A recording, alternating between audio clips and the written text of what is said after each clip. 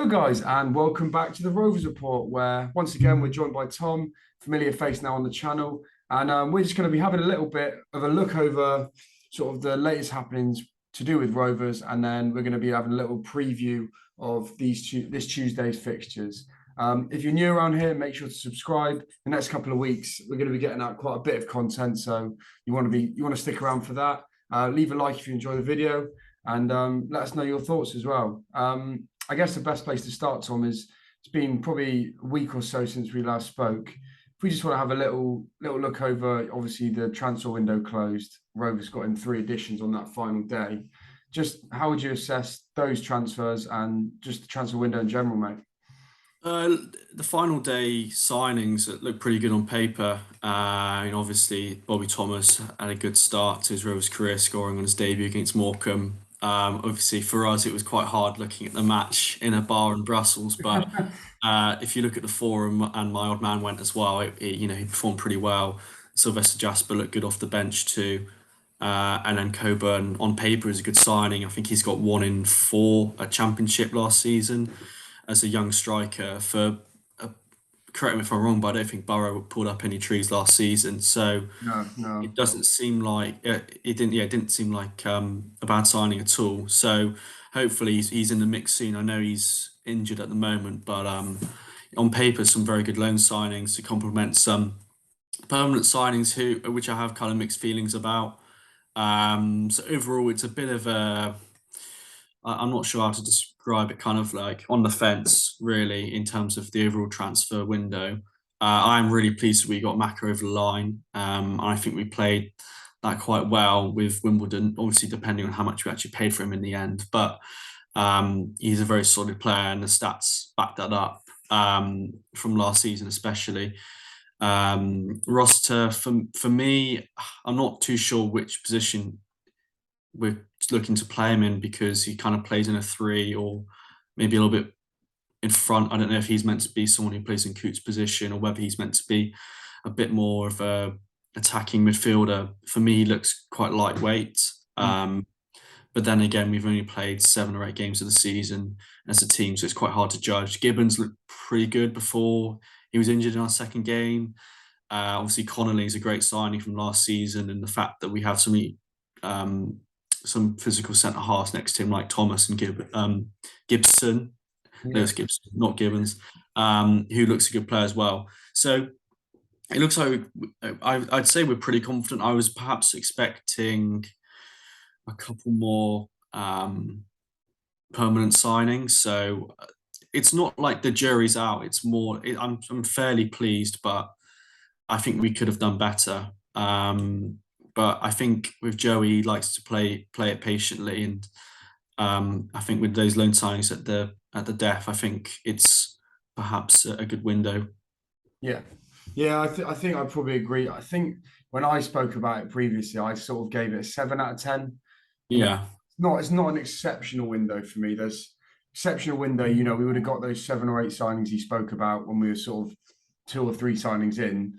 But in terms of plugging the gaps, which we definitely needed, we've got maybe not necessarily an experienced centre back. We've got enough centre backs there.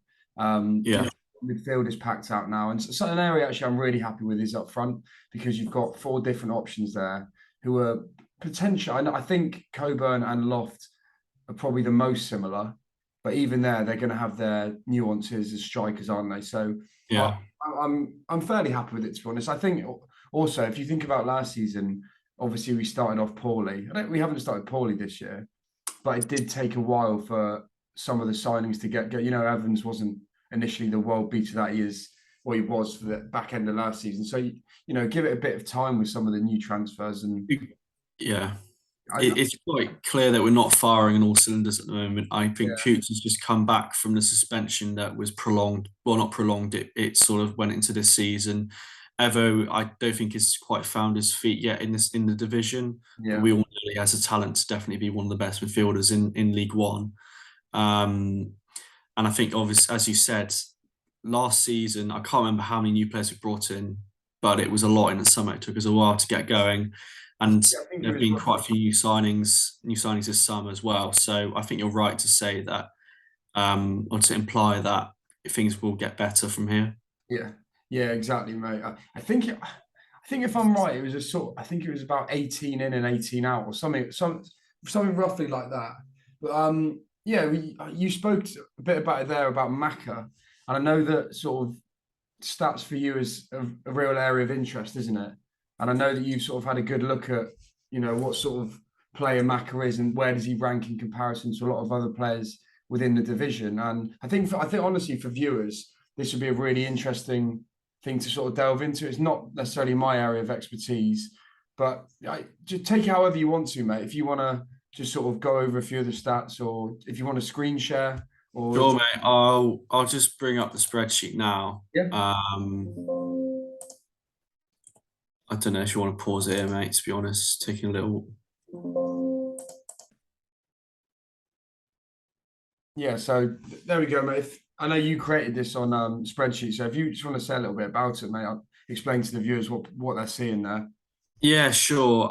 It was a couple of weeks ago now, so I'll try and talk about it off the top of my head. So this is effectively all the midfielders in League One from last season who played a minimum of 900 minutes. I thought perhaps 10, the equivalent of 10 games would be enough to sort of filter out enough players. And then you've got your goal and assists on the y-axis. You've got a trend line on the way through.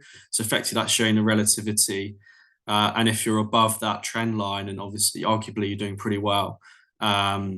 And so you can see Macca's quite comfortably above that trend line there. He's the blue diamond. And I think if you to sort of look at the midfielders around him, perhaps a bit further out, the likes of Barry Bannon, I think Scott Twine was included in this. They'd said, I don't know why, considering he played up front.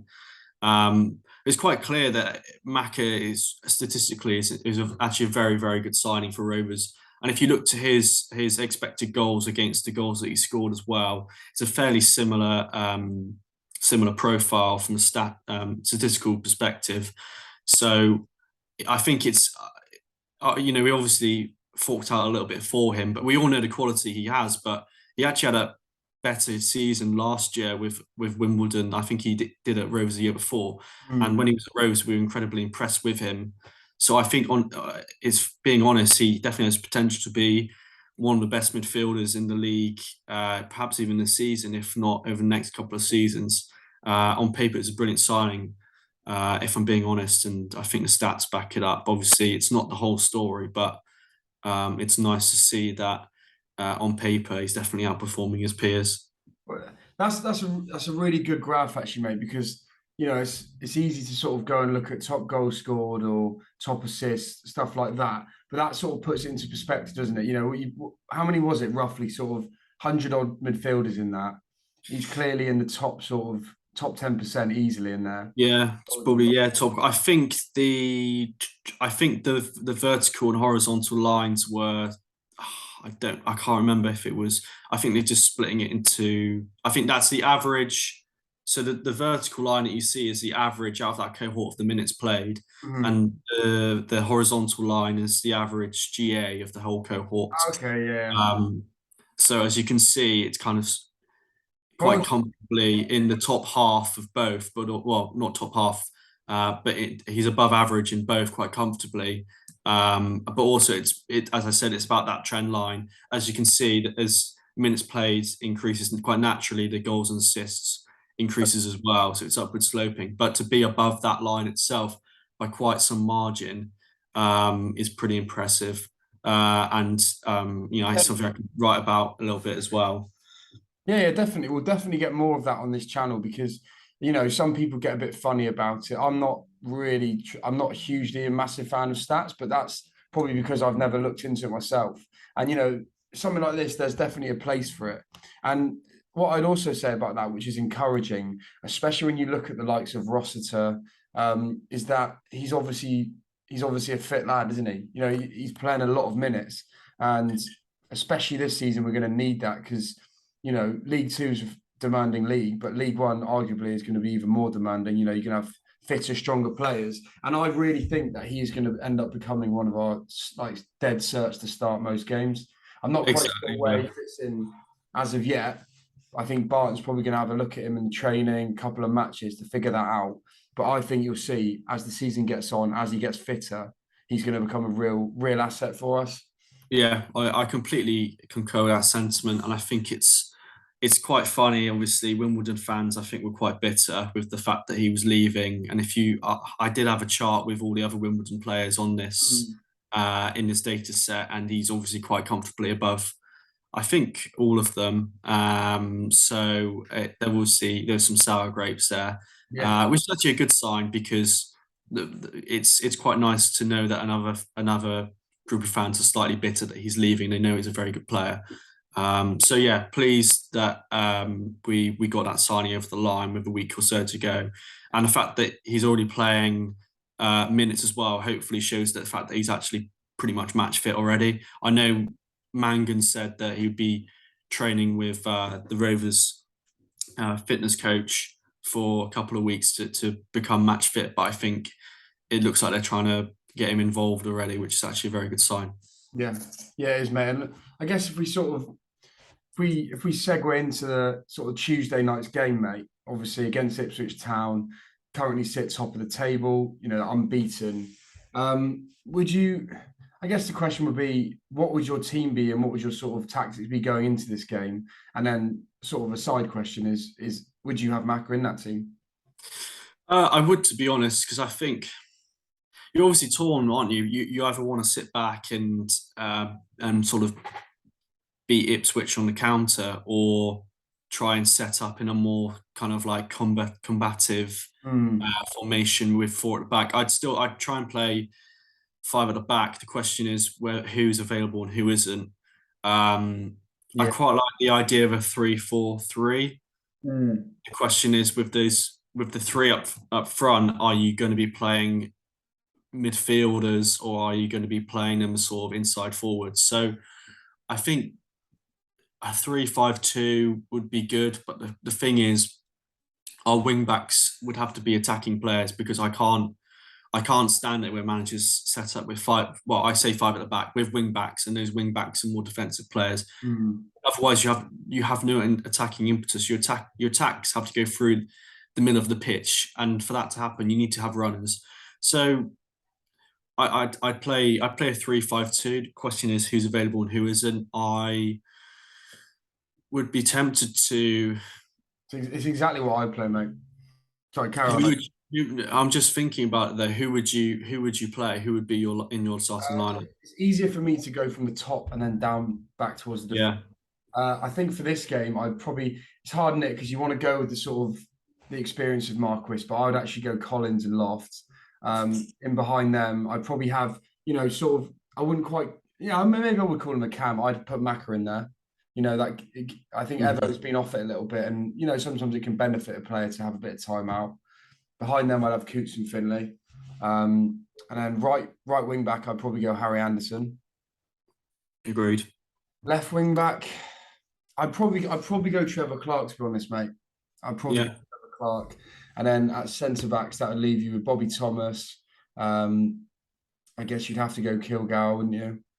yeah, and Hall as well because Yeah, I think Gibson's injured at the moment for the next couple of games.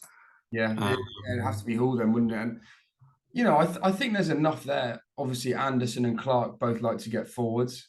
Macca can definitely offer something going forwards, and I even think Sam that's Finley likes to drive and run. So I, I th- think that's the thing, mate. As I said, those two wing backs like to get forward, and you've got Macca, who I assume we play a flat three, perhaps, or play Macca in front, maybe just uh, a bit in front.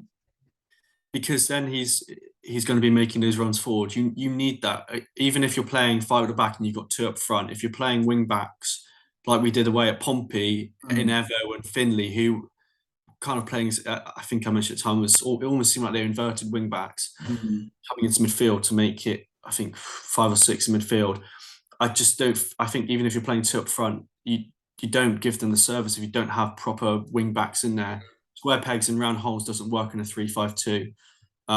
So I think that would probably be my team too with Belly and goals as well. So I think it's obviously a very, very tough game.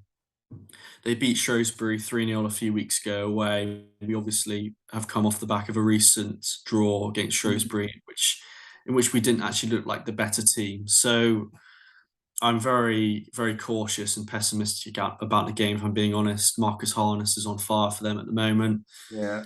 Um, and I'd imagine they have a very good record at Portman Road. So, I think it's one that we're not going to, I don't think we're going to come back with any points. But I said that 2.5 years ago when we went away to Portman Road and snatched Actually, I think we played quite well that day. Actually, 1-2-1 there, but that's when we were on form and they were out form as such. Yeah, that was a different style of football to Barton, and that's something that worries me a little bit. Is I think long term it's the right idea from Barton, isn't it, to play this progressive football? But I fear if he does that and we go to Ipswich and we're not on it, even if we're at like 80% and they're on it, playing open style of football could cost us, and I could see it being a hammering. But then again, these sort of games, if it clicks and they're not on it, and we come there and we play good football, not only will that be a good victory, that it could really kickstart a season. Do you know, I remember that Walsall game last year. That we didn't play too well in that, and we got the victory there. And since then, it just felt like there's a sense of togetherness. The squad started to gel, and I'm the same as you. I think it's probably 1 in 10 chance that we'll get anything from this. But if we do, it'll be a huge result, mate, won't it? Yeah, I agree. And it's League One's probably the league where there are most surprises. That would be an interesting stat to look into, actually, in terms of lower teams beating higher teams, because I think anyone can beat any other team in the league. And it's just therefore it just comes down to consistency, really. It's full of surprises. So hopefully we're that one surprise of the game week, but I'm not too confident. I think we need to go for it. I really, really don't like sitting back. No. Because I think at this level, I think in the Premier League you can do that. Yeah. Because you'll still be able to counter even if you play an incredibly defensive team. But I think at League One, if you set yourself up in a block of 5 and do like a deep block, just think you're asking for trouble. So hopefully we go for it. Yeah. One thing I think we guarantee is they're going to score. The second highest scorers in the division. I think we conceded 11. I think it is. Yeah. I think they are going to score. It's interesting what you said though, actually, about this division, that anyone can beat anyone. And I think you look at some game weeks and there's a lot of games where you go, well, this could go either way. I've actually got the fixtures up, and I think if we do a little run through and maybe do some predictions, for me, there's it's a lot of sort of like top end teams playing bottom end teams.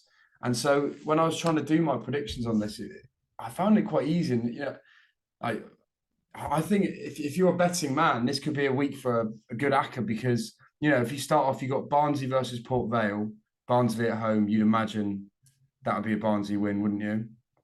And you look at Burton versus Pompey. Pompey have won 5 in a row. Burton have lost 4 in a row. I mean, quite a comfortable Pompey win, 3 or 4, I think. Although Jimmy's gone. Yeah. I don't know if they brought anyone in. It wouldn't surprise me if Burton perhaps nicked 1-0 victory, especially if it's at the Pirelli. Yeah, new manager, new Monarch bounce. Exactly. It could be, the thing is about this league, anything can happen. But then again, on paper, it should be quite a comfortable Pompey win. So are you agreeing with me on the first two there, Barnsley? Yeah. Yeah. If anyone watching this as well, make sure you let us know who you think is going to win, if you agree with our opinions. That being said, I hope Burton put 4-5 past Pompey. But, I think that's I'd call that wishful thinking. I think most people would. Very wishful thinking. The next two is Charlton versus FGR. That one to me is a little bit, Charlton haven't started the season probably as well as they expected, and FGR, we saw it on the opening day. They do offer threat going forwards, but again, Charlton at home, I'd struggle to see anything other than the Charlton win. Yeah. And then Cheltenham versus Cambridge. Cambridge have flew straight out the traps, haven't they, mate? So yeah. I'm going Cambridge again there. Do you agree with both of them? Yeah, I agree with that. Yeah, I think think Cheltenham, it's been an odd season. And a key example of what I said earlier was when Exeter beat Cheltenham, was it 7-0 in a cup? And then a week and a half later, Cheltenham beat Exeter at St James's Park. Yeah, Just so many inconsistencies. So I saw it's a sort of game, I guess, Cambridge are looking to win, to be honest, and I can see that happening. yeah. And then again, the next two, Ipswich versus Rovers. I think if you weren't a Rovers fan, no one's betting on that for us. So yeah, I've got Ipswich there. And then Lincoln versus Derby. Bit of a weird one here, with Derby being away, and that hasn't quite clicked for them either. But Lincoln haven't started well at all. So do you see what I mean? Most of the fixtures it almost seems an obvious answer every time. I think they could cancel each other out. Actually, they both have very solid defenses, and they don't really seem to score that much. So I think I can see that being a 0-0 or 1-1. Yeah, yeah. So that's where we differ on our first ones, and then MK Dons versus Bolton. That one I've got down as a draw because both sides have had a sort of quite weird format at the minute. I think Bolton have lost a couple in their last games. Obviously, MK Dons haven't started too well, but they've still got Liam Manning as their head coach. Obviously, knows what style of play to implement, and I think MK Dons at homes. I've gone for a draw on that one. Interested to hear what you think about that. Yeah, I think MK, they still have a fairly decent squad on paper. I know they've lost both Twine and Harry Darling, but you'd expect them to be at least mid-table, and I think they should be trying to push on a little bit now. And if they started horribly, so I think, and as you said, Bolton lost a couple of games recently, so I think probably a draw on reflection. Yes, that's what I've gone for, mate. And then next to Morecambe versus Wendy, I've gone for a Wendy win there. I know Derek Adams can make it tough for teams at home, but for some reason I really like the idea of being a Wednesday fan and sort of on a Tuesday night heading over to Morecambe, packing out that terrace behind the goal. So see a little bit of Barry Bannon wizardry. Yeah, I think so, Matt. I think credit to Morecambe, they made it tough for us, but when they come up against, they've only scored 3 goals all season, haven't they? I think that's a Wendy win for me. And then Peterborough versus Fleetwood. Peterborough at home are very strong, so again, seems an obvious choice for me. It'll be JCH will grab a couple there, I think. Yeah, 2 or 3-0 posh. This one was slightly tougher for me. Plymouth versus Oxford, and maybe this is because I'm used to seeing that fixture with Oxford doing quite well. If you looked at the form this season, again, that seems like an obvious Plymouth victory, and I have put that down. But there's something in this. I just think maybe Oxford could cause them a bit of trouble. But then again, Oxford have been hampered massively by injuries lately. So again, I'm going to be contrarian mush and go for an Oxford win there. Are you? Yeah. What are you basing that on, or is that just sort of a feeling in your gut? I think just naturally they're going to be finishing a lot higher. It's a sort of game that they win.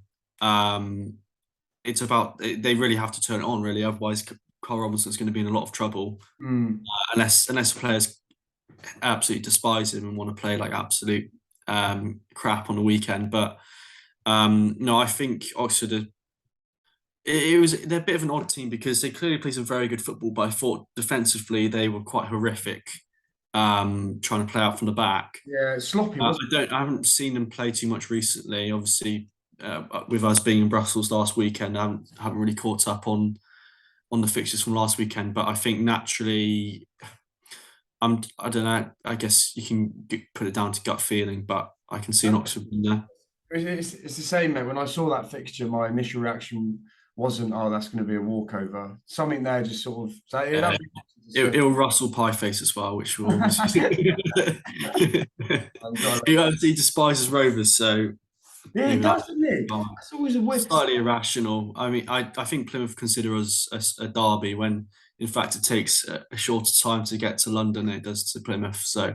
Bless him, mate. Bless him. and then the final two, Shrewsbury versus Exeter. I've got that down as a draw. And then Wickham at home to Aki, and I got Wickham to win that. But both of those are a bit more difficult. Shrewsbury, Exeter, that could go either way for me. Obviously Shrewsbury very solid defensively, but lacking a bit in the attacking department. And then Wickham, Aki. I think Accrington started 5 games without defeat, but have lost their last 2. And Wickham haven't started as well as they might have hoped, but them at home, I would never really back against them. Yeah, that's right. They do pretty well at home, and the thing is, Wickham are always seen as I guess a poor club or whatever in the past. They're actually spending a lot of money on players. They've got So Alfie Moore, rubbish, mate. centre So half, rubbish. Sam Vokes up top. They should be looking to be automatically promoted, I'd imagine, with the squad that they have. What's Uh, it like they've Dominic Gape as well. What was that? Sorry. I think Vokes is on about 9 grand a week, isn't he? Yeah. You So, can't label yourself as a poor club if you're splashing that sort of.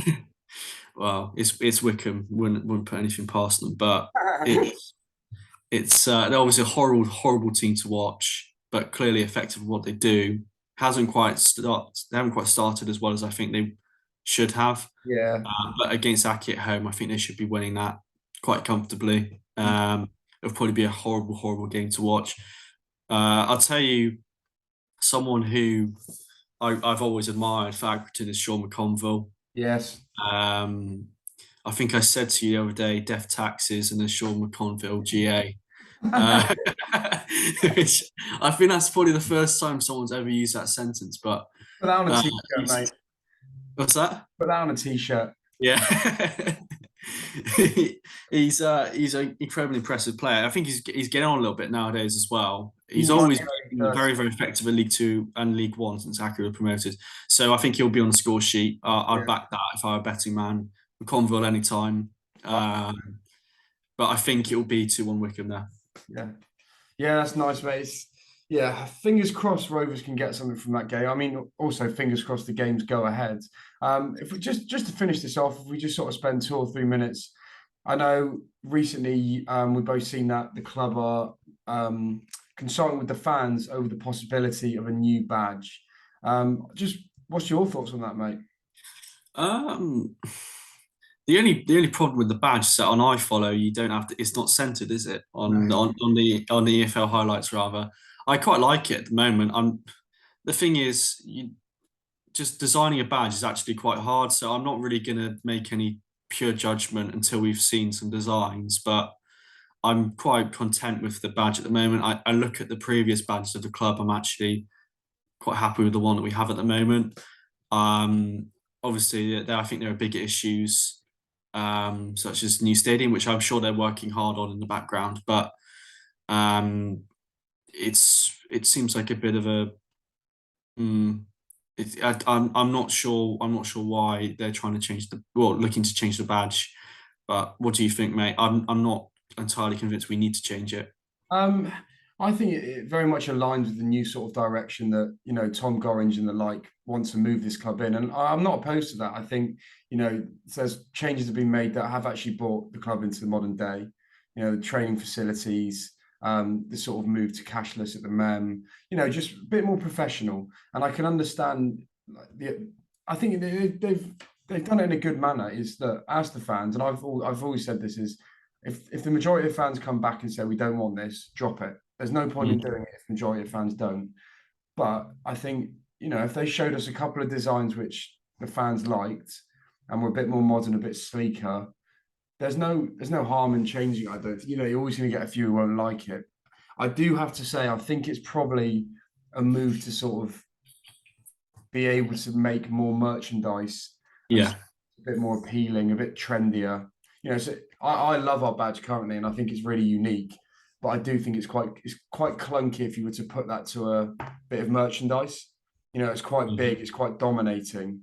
If you look at something like, Bristol Bears, not a massive fan of them, but their new badge is very easy to stick on a t-shirt, a hoodie. It looks slick. So yeah, I personally would want to see what the new designs are, but I wouldn't be opposed to it. I'd just like to see the new designs. Yeah, I'd like to see some designs first. I mean, it's nice that the club consulting fans for it as well, and they're not doing it privately because that wouldn't go down very well at all. Not at all, mate. I think the sports club would be up in arms about that. Yeah, there'd be a few false teeth flying around, wouldn't there? No, that's sorry. But no, I think that covers it all, mate. To be honest, hopefully our game goes ahead on Tuesday. You said you might be thinking of heading down. If very brave man, or heading east even. Yeah, But yeah, pretty much directly east, I think. yeah, well, hopefully it goes ahead, and hopefully Rovers get a win. We'll be doing a reaction video to that afterwards. So for anyone that wants to hear that, be sure to subscribe. Thanks again for coming on, mate. That's brilliant. No And problem. catch you later, guys. Cheers, Mush.